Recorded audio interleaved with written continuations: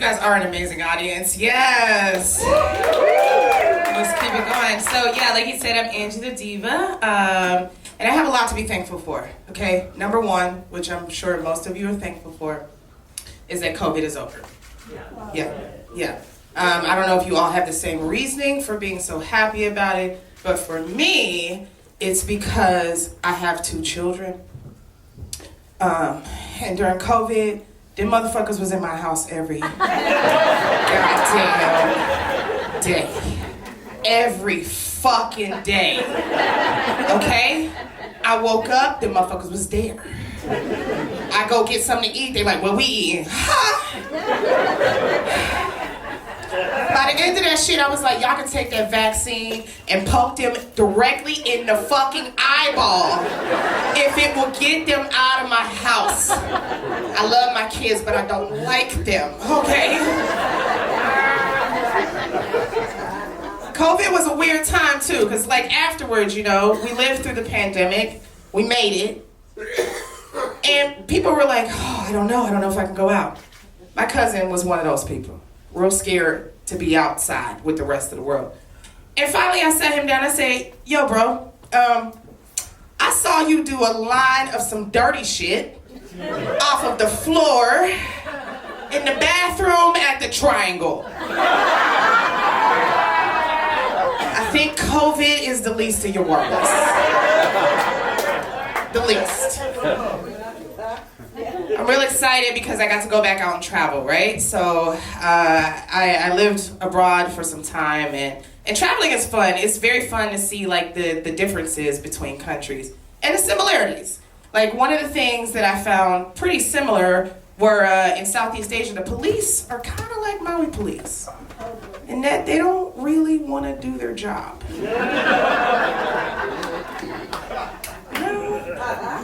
It's like the rules are kind of like lackadaisical a little bit. There are rules on the books, but like, are we enforcing them? Not really. In one particular country, the police don't really like to do any work at all, but instead they like to shake you down for cash. And as I was traveling about, I encountered these police officers quite a bit.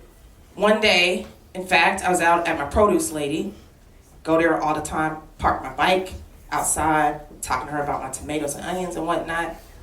And then she gets all excited and she's like, oh my God, they're taking people's bikes. Huh? They doing some real police work? What? So I go outside, and sure enough, the police are out there, they're loading people's bikes up on this truck, and one of the police officers has his hand on my bike. And I feel like it's go time, okay? Because what I have realized a long time ago is they are unfamiliar with angry black women.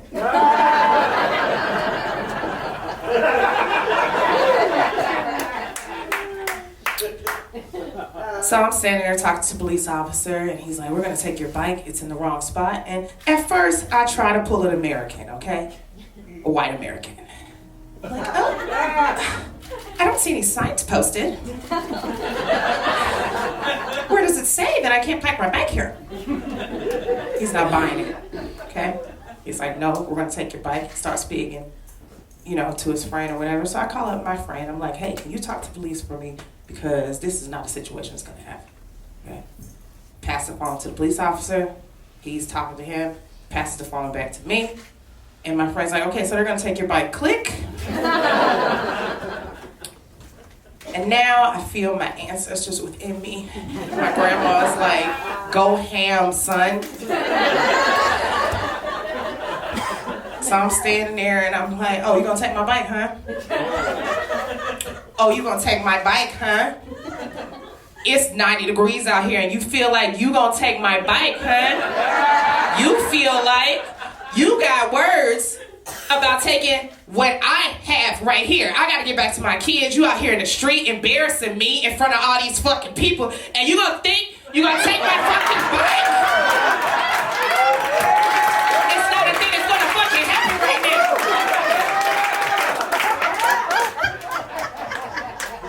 Homeboy was crying. He's wiping his fucking tears away like he don't know what the fuck just happened. I'm sure he was upset on the inside, okay? But also he was like, I thought thought that was her real hair. Now, I'm fucking confused. Yeah, hold on a second while I put my hair back on, okay?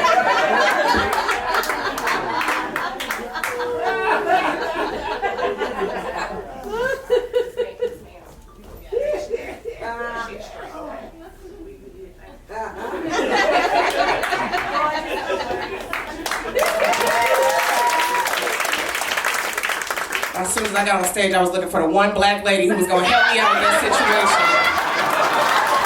I knew it had to be one of us in here. Another thing I like to do when I travel, I like to really dive into my particular fetish. I have a fetish for guys who look like Jesus. That's my shit, okay? I like dudes with like long, wavy ass hair. They got that brown skin, dusty ass feet like they've been walking around for 40 days and 40 nights. I love that shit, okay? As I travel, I like to collect Jesuses. I had me a Mexican Jesus, Jesus, you know. I seen him from across the room and I was like, come eat my pussy. Yum, yum, yum, yum, yum, yum, yum.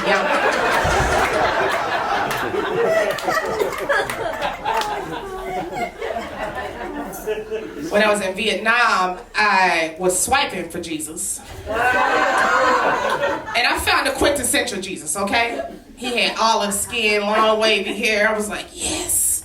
Swiping through his pictures, he had a guitar. I was like, oh, musical Jesus? Hallelujah. I started looking a little closer at his pictures though, and I realized their guitar was bigger than him. I was like, jackpot. I have happened upon little Jesus. Dare I say, baby Jesus.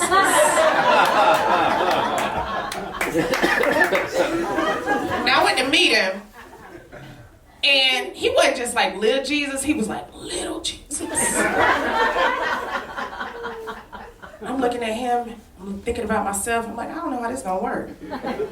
We smoked a few joints, had a couple of cookies. I was like, I'm gonna fuck baby Jesus. That's what's going on. Now the good thing about baby Jesus is he had regular sized Jesus dick. Blessed. Blessed. The other good thing about baby Jesus is he had little baby Jesus sized hands. There is something very special about being touched by the hand of God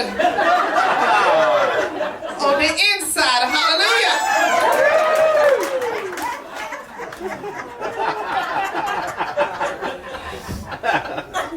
Where I came into trouble though was I had a little white friend, okay?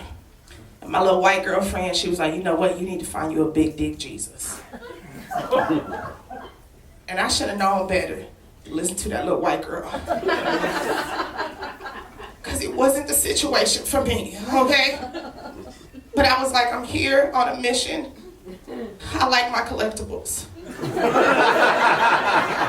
I'm going to do it. So I got on Tinder and I'm swiping. I'm looking for the most stereotypical big dick Jesus I can find, okay? I'm like, Sudan, yes. Ghana, absolutely. South Africa, I land on Nigeria, okay? Now I don't want to waste my time, I don't want to waste his time, so I messaged him, I was like, show me the dick, send me the pic. And sure enough, it lived up to the standard, okay? So I go and meet him, we're having a great time, very lovely gentleman. We get to the do, and he takes his pants off, and it made a sound.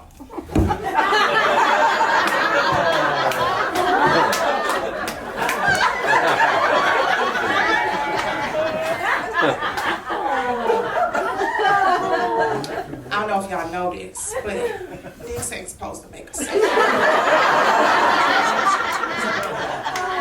I was terrified.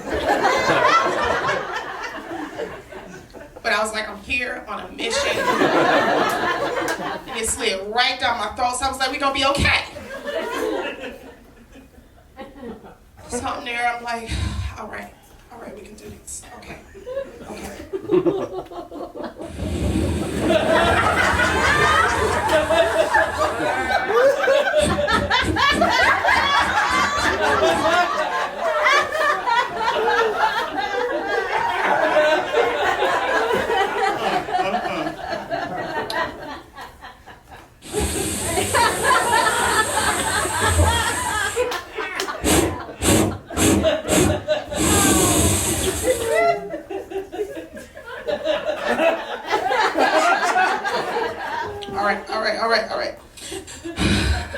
Oh, God.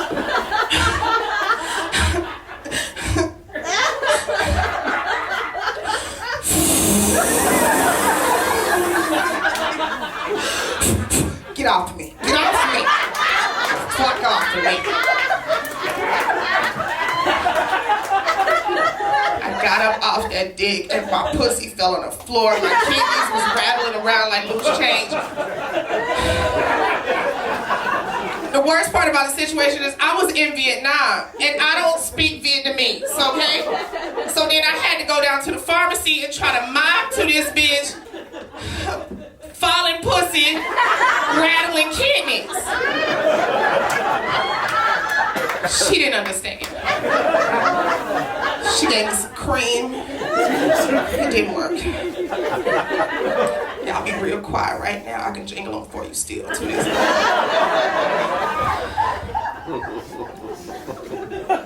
I don't do that, okay? So now I just fuck white men with small dicks and a lot of money. That's my hustle.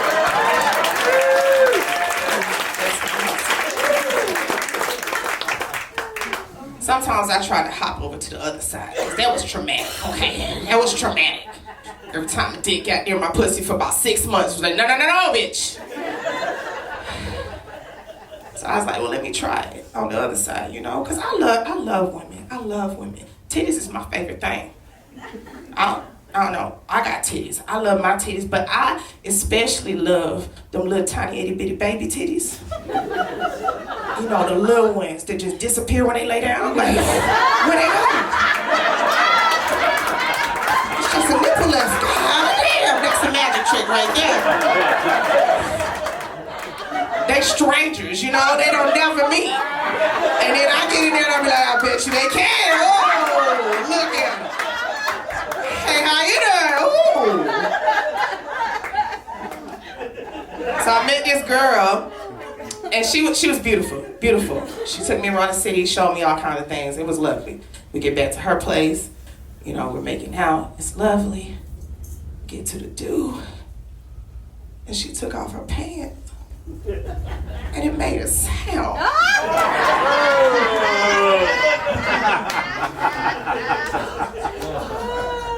So I looked, and it was her bush, her full, entire, all of it. She never plucked or shaved a thing. Them pubes showed up on her fetal ultrasound, is what I'm saying. But I'm here on a mission, and in 2023, who the fuck am I to bush shame somebody, right? So I got in there, and I'm like,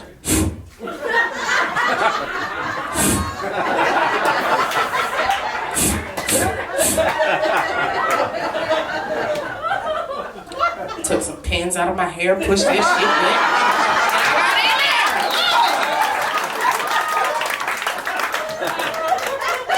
there. An equal opportunity hoe, okay? That's what I'm here for.